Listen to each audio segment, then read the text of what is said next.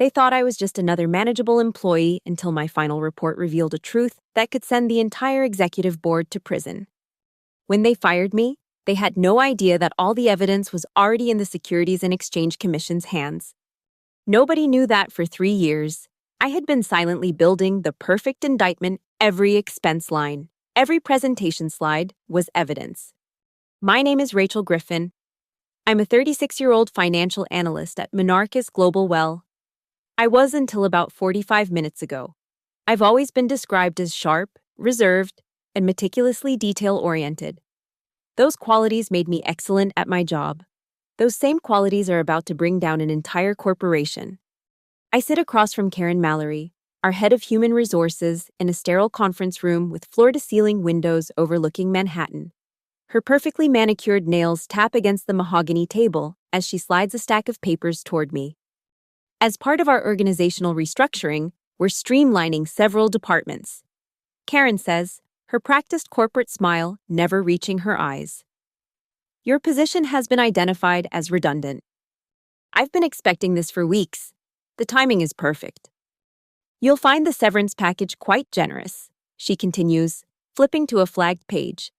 6 months' salary, continued health benefits, and a positive reference contingent upon signing these documents. Of course. I scan the paperwork, my eyes stopping at the non-disclosure agreement. It's comprehensive, far more detailed than standard corporate NDAs. One clause particularly catches my attention, a requirement to surrender rights to any and all ideas conceived during employment hours. Karen points to the signature line with her Mont Blanc pen. Just a formality.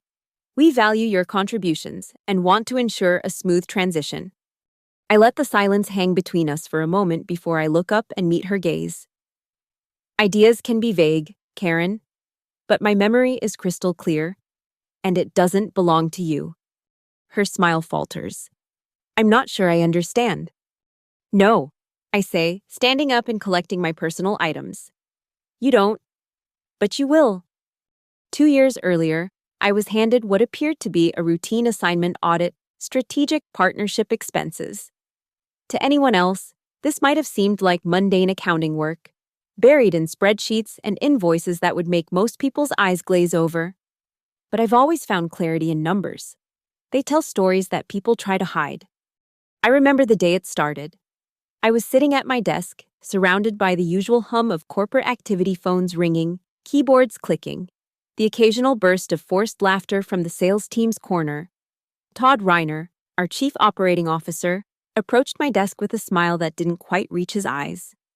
Rachel, he said, leaning against my cubicle wall with the casual confidence of someone who made 4 times my salary. I need someone with your attention to detail on a special project. Todd was tall, perpetually tan, with the kind of silver-streaked hair that expensive salons call distinguished. He wore custom suits and the easy demeanor of someone who'd never worried about making rent.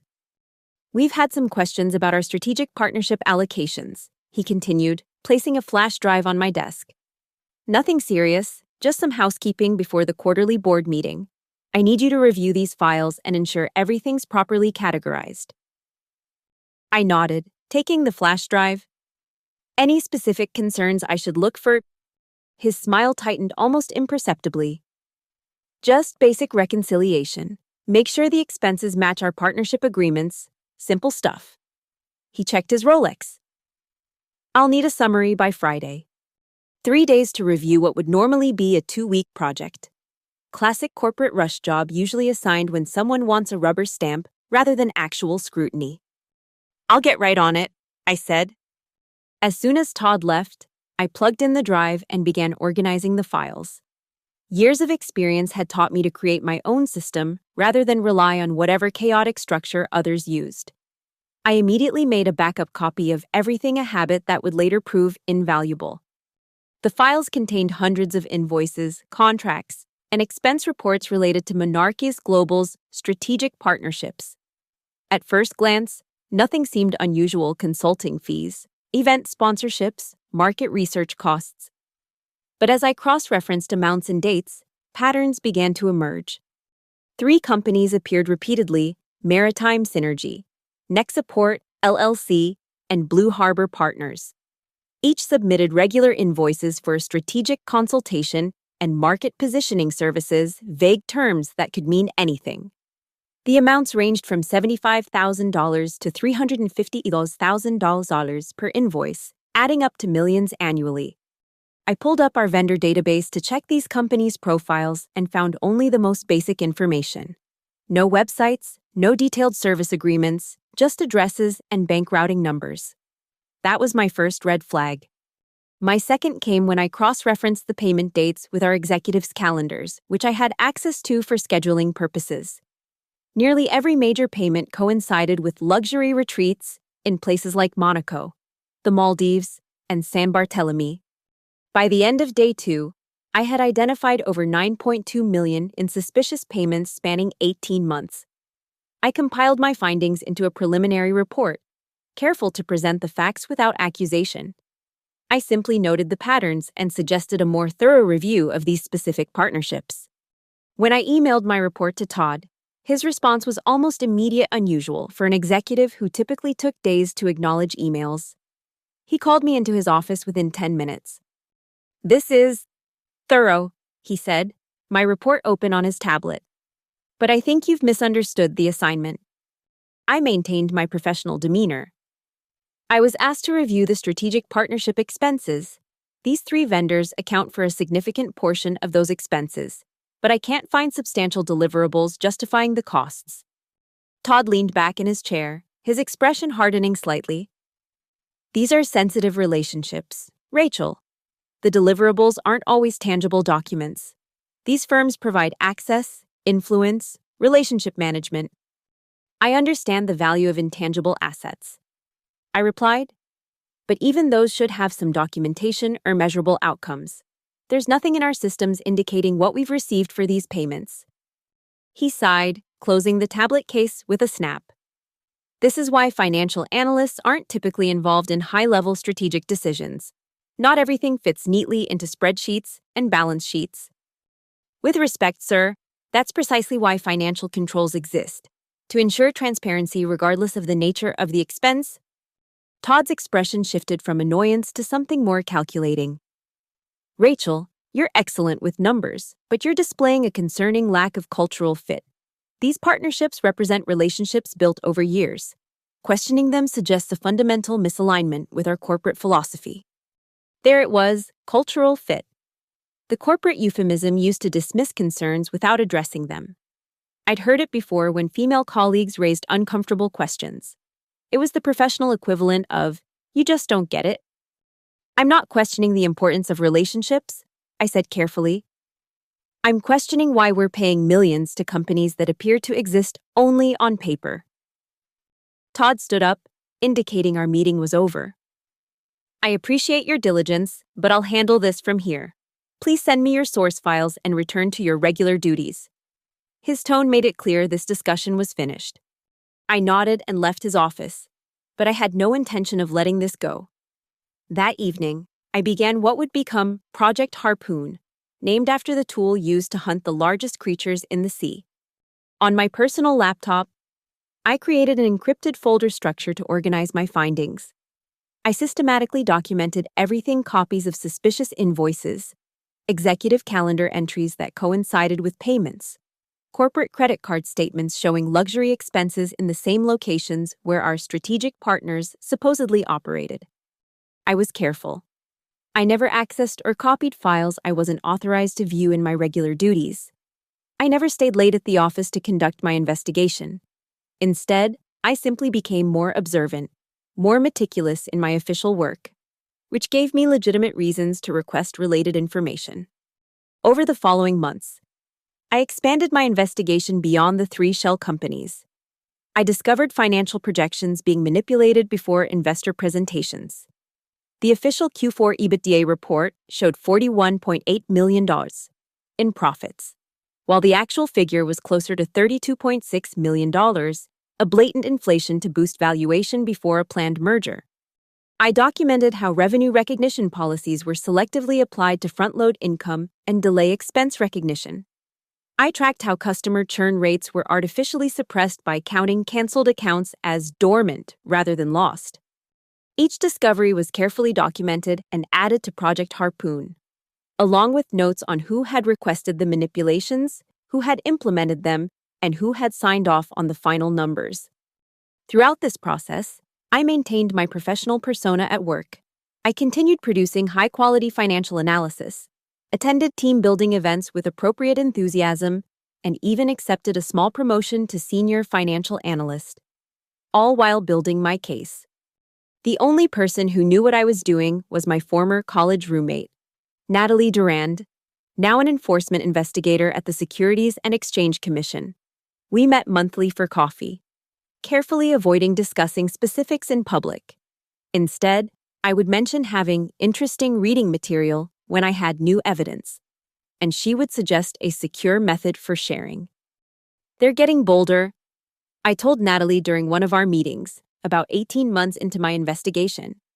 We sat at a small cafe 6 blocks from my office, far enough to avoid running into colleagues.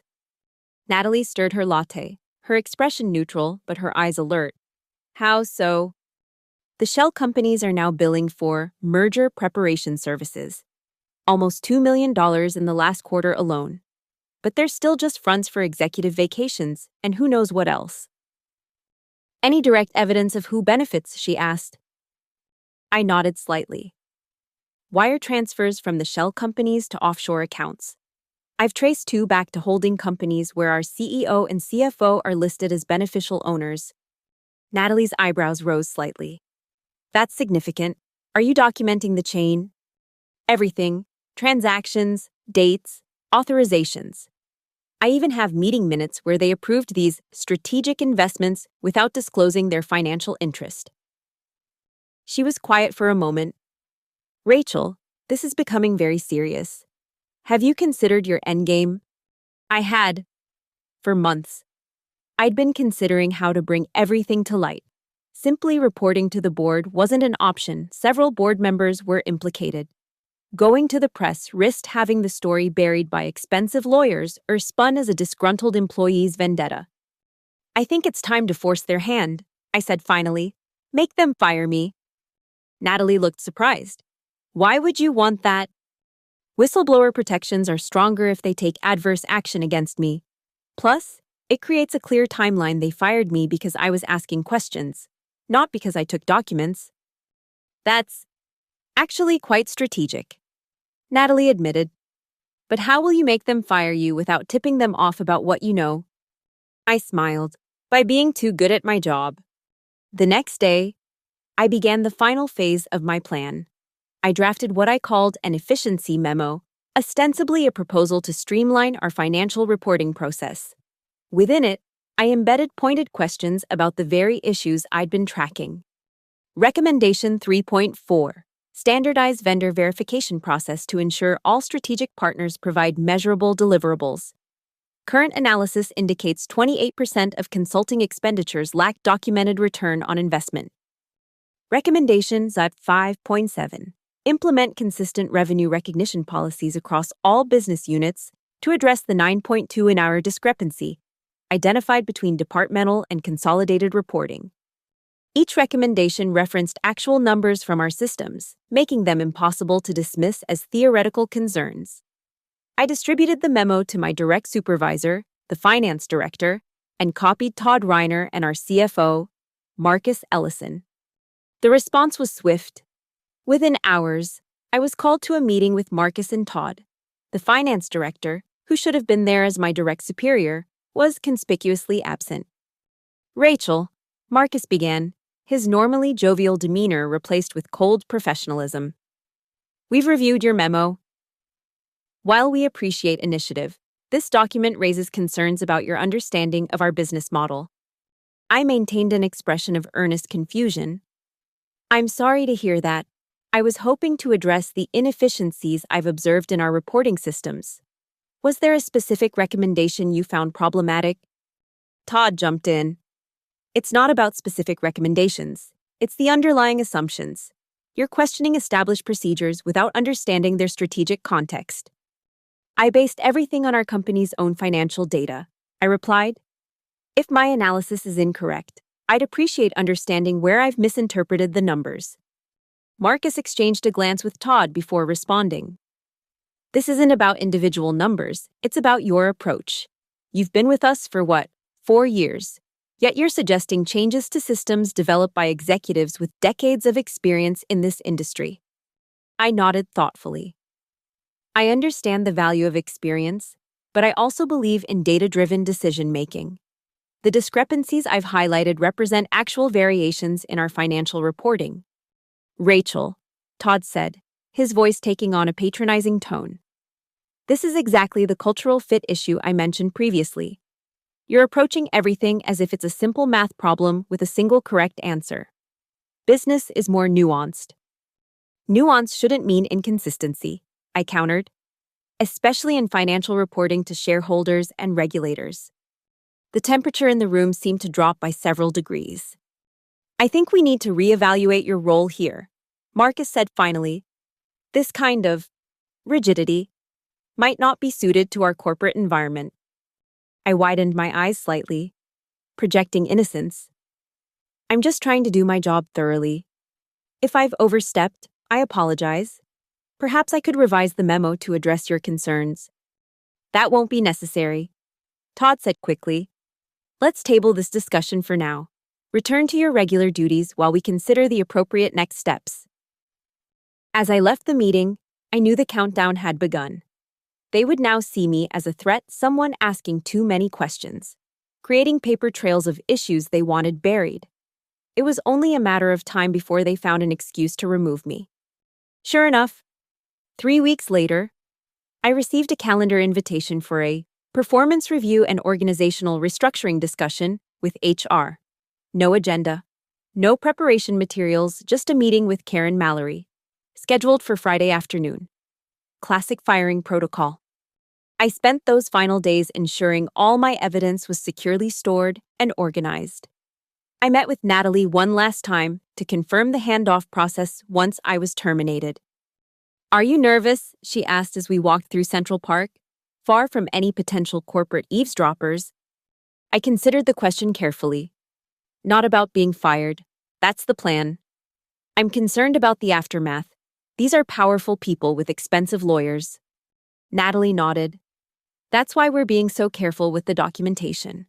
Once you're officially a whistleblower, you'll have additional protections. But yes, they'll fight back hard.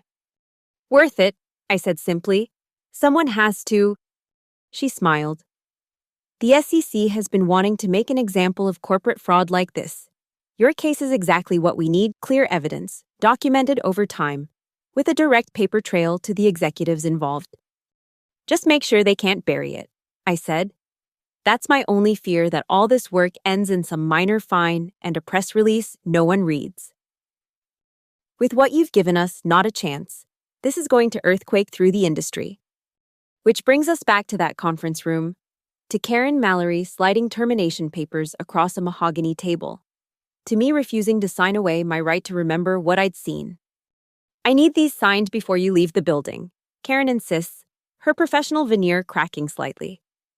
I'm happy to review them with my attorney first, I respond, gathering my belongings. I assume my email access has already been revoked. She nods stiffly. Standard procedure for departing employees? And my personal items from my desk. Security will escort you to collect anything that belongs to you personally. Company documents and materials must remain. I stand, smoothing my skirt. Of course, I have no intention of taking company property. I don't need to. Everything important is already safely documented elsewhere. Security escorts me to my desk, a humiliating march through the open office where colleagues avoid eye contact. I collect my few personal items: a small plant, a framed photo of my niece, a ceramic mug, nothing that matters. As I'm led to the elevator, I pass Todd in the hallway. He has the decency to look uncomfortable. Rachel, he acknowledges with a nod. I'm sorry it came to this. Are you? I ask, pausing momentarily. Because I'm not. His expression hardens, but before he can respond, the security guard gently guides me toward the elevator. Outside, the May afternoon is unexpectedly beautiful. I check my personal phone and find an email waiting from Natalie. See you Monday, folder ready. I smile as I walk away from Monarchus Global for the final time. They think they've eliminated a problem. In reality, they've just activated the trap I've spent years setting. Monday morning arrives with a sense of purpose I haven't felt in years. Instead of the Monarchy's Global Tower, I enter the more modest building housing the SEC's New York office. Natalie meets me in the lobby. Professional, but with a hint of excitement in her eyes. "Ready?" she asks, handing me a visitor badge. "More than ready," I reply. She leads me through security and up to a conference room where 3 other people wait. John Chen, the Enforcement Division Director, Meera Patel, a forensic accountant, and Daniel Waters, an SEC attorney specializing in corporate fraud. After introductions, John gets straight to the point. "Ms. Griffin, we've reviewed the preliminary materials you provided through Ms. Durand. Based on our initial assessment, there appears to be substantial evidence of securities fraud, wire fraud, and multiple violations of fiduciary duty." I nod. That matches my conclusions. "We've prepared for a formal deposition," Daniel explains, gesturing to recording equipment set up at the end of the table. "But before we begin, I want to ensure you understand what you're undertaking.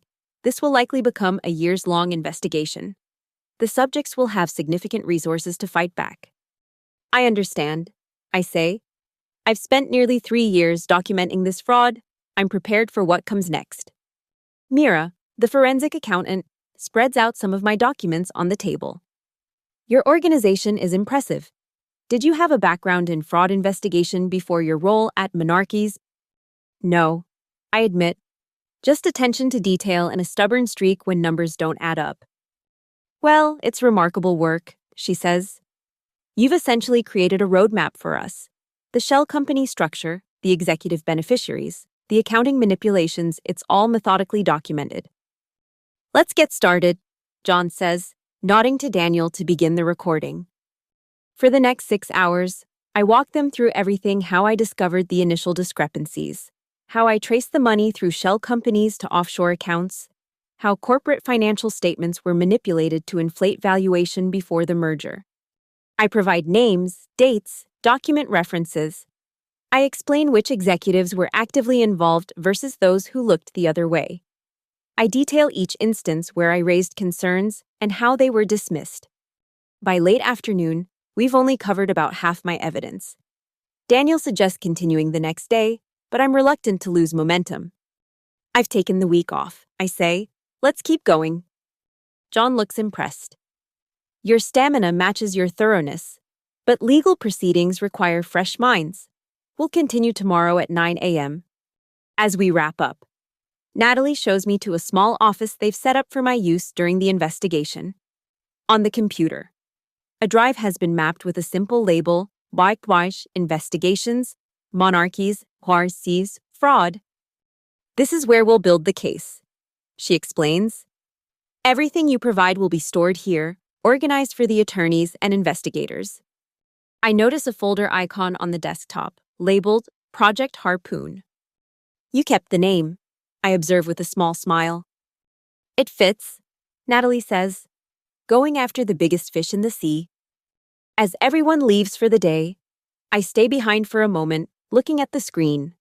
3 years of meticulous work, of swallowing my frustration when Todd dismissed my concerns as lacking cultural fit, of documenting every manipulation and lie. It's all coming to fruition.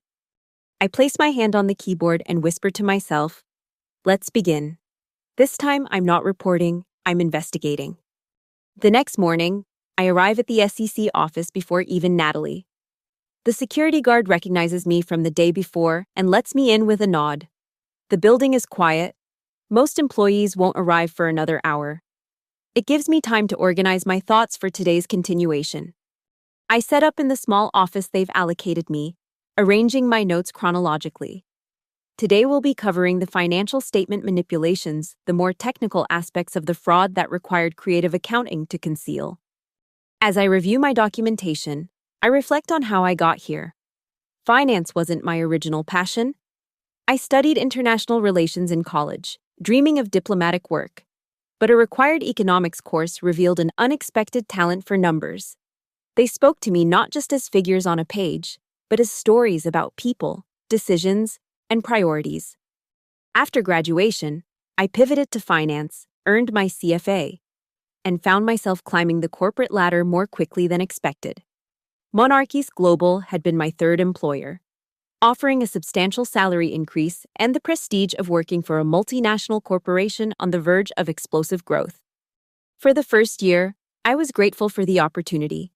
I worked diligently, impressed my supervisors, and genuinely believed in the company's stated mission of financial innovation with integrity. How ironic those words seem now. My thoughts are interrupted as Natalie arrives, carrying 2 cups of coffee. "You're early," she observes, handing me one. "Couldn't sleep." "Too much adrenaline," I admit. "We're really doing this." She sits across from me. "You know, when we were roommates in college, I always thought you'd end up running some investment firm. You had that drive." I laugh. "And I thought you'd become a human rights lawyer, not an SEC investigator." "Life takes unexpected turns," she says, sipping her coffee. But we both ended up fighting for accountability, just in different arenas. I never planned to be a whistleblower. I confess. I just couldn't look away once I saw the patterns. Before she can respond, John Chen appears at the door. "Good, you're both here early," he says. "We have developments?" He enters the office and closes the door behind him. "What kind of developments?" I ask. Monarchies Global announced this morning they're accelerating their merger with Vertex Corp. They've moved the shareholder vote up by 3 weeks. I sit up straighter. They know something's coming. They're trying to push the deal through before anything goes public. John nods. "That's our assessment as well, which means we need to move faster. The Commission is preparing to issue preservation orders to prevent document destruction, but we need to solidify the core of our case immediately." "I have everything we need," I assure him.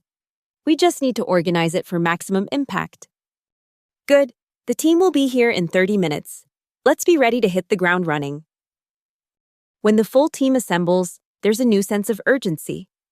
Daniel, the attorney, brings in additional legal staff. Mira, the forensic accountant, arrives with 2 colleagues. They transform the conference room into a war room, with timeline charts covering one wall and key executive profiles on another. I spend the day walking them through the financial manipulations. I explain how Monarchis systematically inflated revenues by recognizing multi-year contracts as immediate income. I demonstrate how they concealed expenses by categorizing them as capital investments. I show them internal emails where executives discussed getting creative with the numbers before investor presentations. "Here's the smoking gun," I say in the afternoon, pulling up a particular spreadsheet. This is the actual Q4 EBITDA calculation, showing $32.6 million, and this, I switch to another document, is the version presented to the board and investors, showing $41.8 million. The difference was achieved by reclassifying ongoing expenses as one-time restructuring costs that were excluded from the EBITDA calculation. Daniel examines the documents closely. "And you have evidence this was intentional, not an accounting error?" I nod and pull up an email chain. Here's the CFO instructing the accounting team to find at least $8 million in adjustments to meet market expectations. And here's the controller objecting, saying it violates GAAP principles. 2 weeks later, that controller was reassigned to a subsidiary in Detroit. "Christ," mutters one of the junior attorneys. "They weren't even subtle." "They didn't think they needed to be," I explain. The culture at Monarchies was built around executive infallibility. Questions weren't welcome, especially from mid-level staff.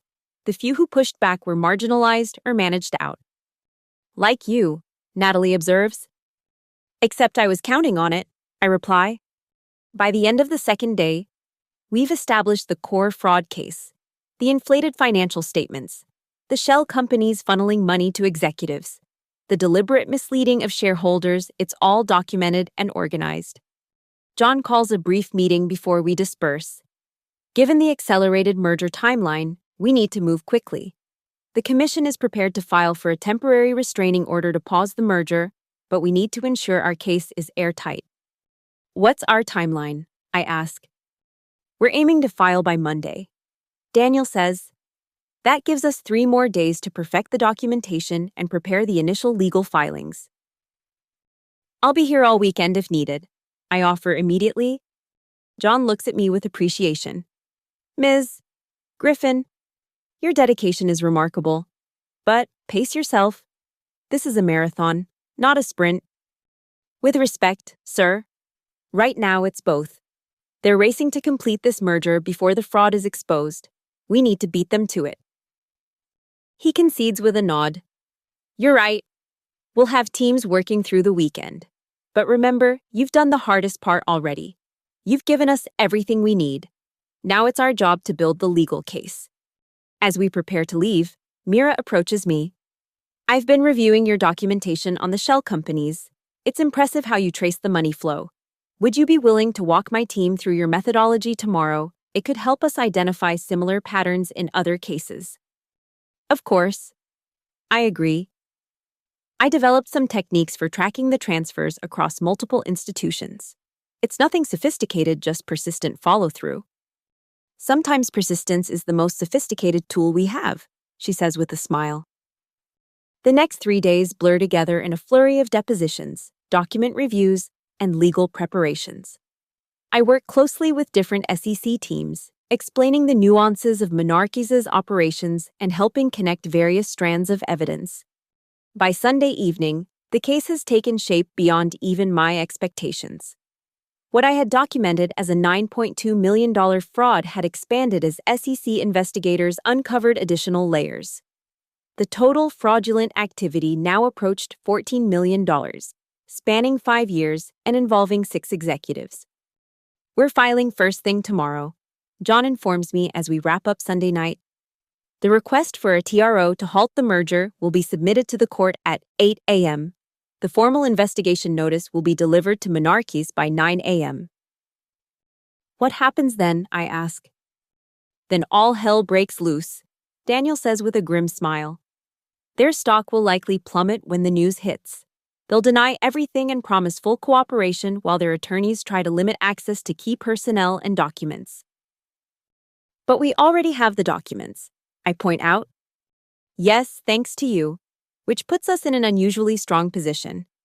Typically, these investigations involve months of document requests and negotiations before we even get to the substance. You've allowed us to start at what would normally be the 6-month mark. I feel a strange mix of satisfaction and apprehension. And what about the executives involved? Todd Reiner, Marcus Ellison, the others? John exchanges glances with Daniel before responding. Based on the evidence, we'll be pursuing both civil and criminal charges. Securities fraud, wire fraud, mail fraud in some cases. The Department of Justice has been briefed and is preparing its own investigation. Criminal charges, I repeat softly, they could go to prison. For significant terms, yes. Daniel confirms. The evidence suggests knowing, willful fraud over an extended period. That typically results in incarceration when successfully prosecuted. I had always known this was a possibility, even a probability. But hearing it stated so directly makes it real in a new way. These people had been my colleagues, my superiors. I had attended their birthday celebrations, listened to them talk about their children, sat through their presentations about corporate values and integrity. Having second thoughts, Natalie asks quietly as the others gather their materials. I consider the question seriously. No, they made their choices. They knew what they were doing was wrong. There are too many emails showing they understood the lines they were crossing. I'm just processing the reality of what comes next. That's normal, she assures me. It would be strange if you weren't affected by it. What about me, I ask. What happens to whistleblowers after all this? John overhears and turns toward us. That depends on the whistleblower. Some return to their industries in different roles. Some find the experience has changed their career trajectory entirely. He pauses. Given your skills and what you've demonstrated during this process, You would be a valuable asset to regulatory compliance in either the private or public sector. Is that a job offer? I ask with a small smile. He returns the smile. Not officially, but when the dust settles on this case, I'd be very interested in discussing possibilities with you. I nod, appreciating the gesture but not ready to think that far ahead. Tomorrow would bring the first public phase of a process that would likely dominate my life for months, possibly years. Career planning could wait. As we leave the building, the night air is cool against my face. New York at night still captivates me, the lights, the energy, the sense of countless lives and stories unfolding simultaneously. Want to grab dinner? Natalie offers. We should celebrate getting to this milestone. Rain check, I respond. I need some time alone to prepare for tomorrow. She understands. Get some rest. Tomorrow will be intense. I take a taxi back to my apartment in Brooklyn, a one-bedroom I'd chosen for its proximity to a subway line rather than any particular charm. Inside, I kick off my shoes and pour a glass of wine, then stand by the window looking out at the partial skyline visible from my fifth-floor view. Somewhere in Manhattan, the executives of Monarchies Global were going about their Sunday evening, perhaps reviewing merger documents, perhaps spending time with their families, unaware that by this time tomorrow, their lives would be irrevocably changed. As mine already had been. I wonder if they're still in the office, rushing to complete the merger documentation. I imagine Todd Reiner at his desk, confident in his power and position, perhaps already counting the bonus he'll receive when the merger closes. I picture Marcus Ellison in his home office, reassuring shareholders or board members that everything is on track. Do they have any inkling of what's coming? Has anyone noticed the patterns in my questions over the years and connected them to potential legal exposure? Or did they dismiss me so completely that they never considered I might be a threat? My phone chimes with a text from an unknown number. It's John Chen. All filings prepared. Judge Henderson assigned to our TRO request. Known for thoroughness. Good sign. I appreciate the update but don't respond. There's nothing more to do now, but wait. Sleep comes fitfully that night. I dream of spreadsheets with numbers that keep changing, of conference rooms where I try to speak but no sound emerges, of Todd Reiner laughing as I'm escorted from the building. I wake before my alarm, shower quickly, and dress with particular care a charcoal suit I reserve for important presentations, a silk blouse in deep blue, minimal jewelry. Today isn't about being in the spotlight, but I want to be prepared for whatever comes. The SEC office is buzzing when I arrive at 7:30 a.m. Staff move purposefully between offices. Attorneys confer in hushed tones. Phones ring constantly. John waves me into his office where he, Daniel, and two other attorneys are reviewing documents. Judge Henderson granted our TRO request at 6:45 this morning. He informs me, the merger is officially paused pending our investigation. U.S. Marshals and SEC staff are serving the order and preservation notices to Monarchies headquarters as we speak. How long do we have? I ask. The TRO gives us 10 days before a hearing where Monarchies can contest it. By then, we need to have our formal complaint filed with the court. Daniel looks up from his laptop. We're also coordinating with the U.S. Attorney's Office. They're convening a grand jury to consider criminal indictments. That's fast, I observe. Your evidence was compelling enough to move things along much quicker than usual. John explains. Plus, the accelerated merger attempt raised red flags with several regulators. Nobody likes seeing a company rush to close a deal when there are financial questions. What happens now, I ask. Now we wait for the initial shockwave, then prepare for their response. They'll call an emergency board meeting. Their counsel will advise them to cooperate fully while actually obstructing wherever possible. And they'll issue a press release denying all allegations. As if on cue, Daniel's phone buzzes. He checks it and looks up. Monarchies just requested a trading halt. They know. John nods. Right on schedule. They'll be calling their crisis management team right about now. I feel a strange detachment, as if watching a movie I've already seen. Should I be doing something? Not at the moment, John says. We'll need you this afternoon when their attorneys start reaching out. They'll likely try to discredit you as a disgruntled former employee. We need to be prepared for that narrative. I expected as much, I reply. That's why I was so careful with the documentation. Every claim is supported by their own records, which is what makes this case so strong. Daniel affirms, but they'll still try the character assassination approach. It's standard procedure. By noon, the news has broken publicly. Financial news channels run breaking news banners. SEC halts Monarchy's Vertex Corp. Merger amid fraud investigation. Business websites publish hurried articles with limited details but plenty of speculation. Monarchy's stock, when trading resumes, plummets 27% in the first hour. As predicted, the company issues a statement. Monarchis Global is aware of an inquiry from the Securities and Exchange Commission regarding certain financial practices. We believe this inquiry is based on misconceptions and incomplete information. We are cooperating fully and are confident this matter will be resolved favorably. The company remains financially strong and committed to completing its strategic merger with Vertex Corp. I read the statement on my phone and can't help but laugh at the audacity. Misconceptions and incomplete information, I repeat to Natalie, who's joined me for lunch in a small conference room. They're still trying to spin this. It's reflex at this point, she says. They've gotten away with it for so long, they can't imagine a different outcome. My phone rings a number I don't recognize. I show it to Natalie. Should I answer? She shakes her head. Let it go to voicemail. Forward anything suspicious to Daniel. They'll try to contact you directly to either intimidate you or fish for information about our case. Sure enough, the voicemail is from Patricia Winters, Monarchy's Global's General Counsel. Ms. Griffin, this is Patricia Winters from Monarchis Global. I understand you may be involved in the current SEC matter. I'd like to discuss this situation with you directly before things escalate unnecessarily. Please call me at your earliest convenience. I forward the message to Daniel, who responds immediately, standard intimidation tactic, do not engage.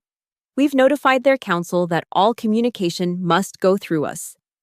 Throughout the afternoon, more calls come in from Monarchis executives, from their outside counsel, even one from a journalist who somehow got my number. I ignore them all, focusing instead on helping the SEC team prepare for the likely counterattacks. By evening, we've developed responses to the most probable defenses Monarchis will raise. 1. They'll claim the shell companies provided legitimate services. We have evidence showing the money flowing directly to executive-controlled accounts with no deliverables. 2. They'll argue the accounting discrepancies were honest mistakes. We have emails explicitly directing staff to manipulate the numbers to meet targets. 3. They'll say I misunderstood normal business practices due to inexperience. We have documentation showing I raised concerns through proper channels multiple times, with specific references to GAAP violations. 4. They'll suggest I stole confidential documents. We can demonstrate that all evidence came from materials I was authorized to access in my role. As we wrap up for the day, John seems satisfied with our preparation. They're scrambling right now, he says. Their board meeting lasted 6 hours today.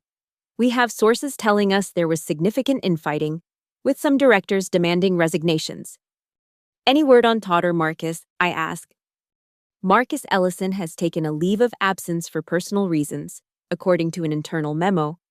Todd Reiner is still there, apparently claiming complete ignorance of any improprieties. I shake my head. That won't hold up. His signature is on most of the shell company arrangements. People like Todd always believe they're untouchable until the moment they're not. Daniel observes. Tomorrow the real legal battle begins. Their attorneys will file motions to dismiss, requests for clarification, demands for evidence, anything to slow us down and figure out exactly what we know. But we're ready, Natalie adds. More than ready, I agree. As I leave the building that evening, I feel something I haven't experienced in years, a sense of lightness. For so long, I'd carried the weight of what I knew, the responsibility of gathering evidence while maintaining my cover, the isolation of being unable to discuss what I was doing with friends or family. Now that burden was shared with a team of professionals committed to the same goal: accountability. Walking toward the subway, I notice a figure leaning against a car about half a block ahead. As I get closer, I recognize Todd Reiner. My steps falter momentarily before I steel myself and continue forward. "Rachel," he calls as I approach. "We need to talk." I stop, maintaining distance between us. My attorneys have informed Monarchies that all communication should go through official channels. "Attorneys?" he repeats with a humorless laugh. "So formal. We worked together for years. I thought we could have a civilized conversation." "About what?" "Todd. About how you dismissed my concerns regarding financial irregularities, or about how you authorized millions in payments to shell companies that funneled money to your personal accounts." His expression hardens. "You have no idea what you're talking about. You've seen fragments of complex business arrangements without understanding the context." "The context is fraud," I reply evenly, "and I understand it perfectly well." He takes a step toward me, and I instinctively back up. He notices and stops, raising his hand slightly. "I'm not here to threaten you," he says, his tone softening. "I'm here to offer you an opportunity to walk this back before it destroys your career. No one will hire a known whistleblower. Rachel, you'll be blacklisted from every financial institution. Is that really what you want?" The attempt at manipulation is so transparent it's almost laughable. "What I want is for executives who commit fraud to be held accountable. My career is just fine. Thank you." His facade of reasonableness slips. "You ungrateful little..." He catches himself. "We gave you opportunities beyond your experience level. This is how you repay that." "By upholding the law, yes, actually." "The law is in black and white," he insists. "Business operates in gray areas. Everyone knows that." "Fraud isn't a gray area. Todd, neither is wire fraud or securities fraud. They're federal crimes." He stares at me for a long moment, then shakes his head. "You've made a serious mistake. This isn't going to end the way you think." "Goodbye, Todd," I say, walking past him. "I suggest you get a good criminal defense attorney. You're going to need one." As I continue toward the subway, I hear him call after me, "This isn't over, Rachel." But he's wrong.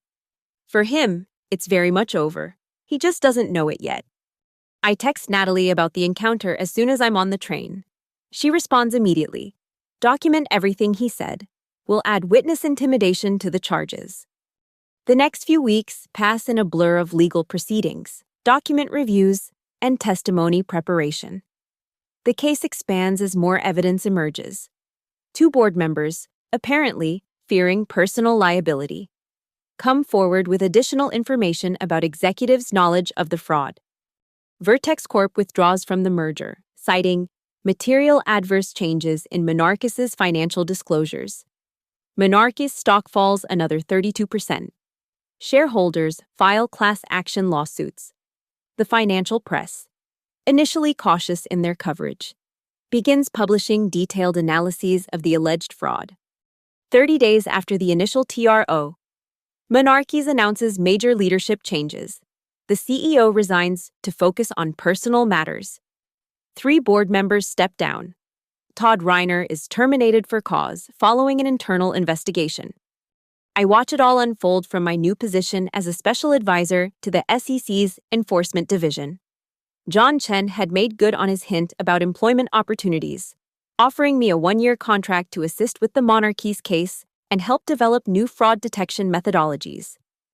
"Your techniques for identifying shell company networks are impressive," he told me when offering the position. "We could use that expertise on other cases." 6 months into the investigation, the first criminal charges are filed. Marcus Ellison, Todd Reiner, and 2 other executives are indicted on multiple counts of securities fraud, wire fraud, and conspiracy. The photos of Todd being led into court in handcuffs make the front page of the Wall Street Journal. I feel no joy seeing these people face consequences, only a sense that the system, however imperfectly, can sometimes work as intended. The executives had calculated that their power and position would shield them from accountability. They had dismissed concerns raised by those they considered beneath them. They had assumed that complexity would provide cover for their actions. They were wrong. 1 year after my termination from Monarchis, I sit in a federal courthouse, prepared to testify in the criminal trial. The defense has tried repeatedly to discredit me, painting me as disgruntled, unqualified, vindictive. But they can't dispute the evidence, the emails, the financial records, the witness testimony from other Monarchies employees who've since come forward. As I wait outside the courtroom, Natalie joins me on the bench. Nervous, she asks. A little, I admit. It's different from the depositions and hearings. You'll be great. Just stick to what you know, the facts. That's what matters. The courthouse door opens and a bailiff appears. Ms. Griffin, they're ready for you. I stand, straightening my jacket. Natalie gives my hand a quick squeeze. Remember why you did this, she says quietly. I nod and follow the bailiff into the courtroom. As I'm sworn in, I see Todd Reiner at the defense table, his expression a mixture of anger and defeat. Our eyes meet briefly before I turn my attention to the prosecutor. Ms. Griffin, he begins, please tell the court how you first became aware of financial irregularities at Monarchis Global. I take a deep breath and begin my testimony, recounting how a routine audit revealed patterns that led to the discovery of a massive fraud. I explain how I documented everything meticulously, how I raised concerns through proper channels, how I was marginalized and eventually terminated for asking too many questions. Throughout my testimony, I remain factual and precise. This isn't about revenge or vindication, it's about truth, the story told by the numbers that couldn't be silenced. When I finish, the prosecutor has one final question. Ms. Griffin, given the personal and professional risks involved, why did you pursue this matter so diligently? I consider the question carefully before answering. Because numbers don't lie. I say simply, they tell the truth about what we value, what we prioritize, what we're willing to sacrifice for gain. When I saw those numbers being manipulated to deceive shareholders, employees, and the public, I couldn't look away. Some principles matter more than personal comfort or career advancement. Integrity in our financial systems is one of them. As I step down from the witness stand, I feel a sense of closure. Whatever the jury decides, I've done what I needed to do. I've spoken the truth that the numbers revealed to me 3 years ago. Outside the courthouse, reporters wait with cameras and microphones, but I decline to comment, slipping past them to where Natalie waits. How do you feel? She asks as we walk toward the street. I consider the question. Like I can finally move forward. Any regrets? I shake my head. Not one. We stop at the corner, waiting for the light to change. The financial district bustles around us, men and women in business attire hurrying between glass towers, perhaps some of them facing similar ethical dilemmas to mine. What's next for you? Natalie asks. The SEC appointment ends in a few months. I smile. John offered me a permanent position in the forensic accounting division, building systems to detect exactly the kind of fraud we uncovered at Monarchis. You're going to take it. The light changes and we cross the street together. I already did, I reply. Turns out hunting financial predators is what I was meant to do all along. Natalie laughs. Project Harpoon becomes a career. Something like that, I agree. As we walk through the concrete canyons of the financial district, I feel a sense of purpose stronger than anything I'd experienced in my years at Monarchies. They had thought I was just another manageable employee, someone who could be dismissed, marginalized, controlled. They were wrong, and their mistake had cost them everything. Sometimes the most dangerous person in the room is the quiet one taking notes, the one counting every discrepancy, the one who remembers everything, the one who knows that numbers, properly understood, always tell the truth. My name is Rachel Griffin. I was a financial analyst. Now I hunt fraud for the Securities and Exchange Commission. And I'm just getting started.